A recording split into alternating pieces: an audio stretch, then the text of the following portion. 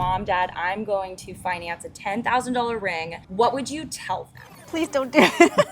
Please don't do it. If you don't have the money and you're financing that, that's a big red flag. My name is Eileen. My name is Louis, and we do have 2 wonderful boys in their 20s. Marriage is hard enough. It's not easy. You do not want to start off in debt. We talk to our kids about that and about being very careful with their money, how you spend it. We made mistakes with our money when we were newly married, and we learned from our mistakes, and we don't want our children to make the same mistakes. There are options nowadays. It wasn't like that before, but nowadays there's options where you can buy a ring that is affordable and that is simulated. Oh my gosh.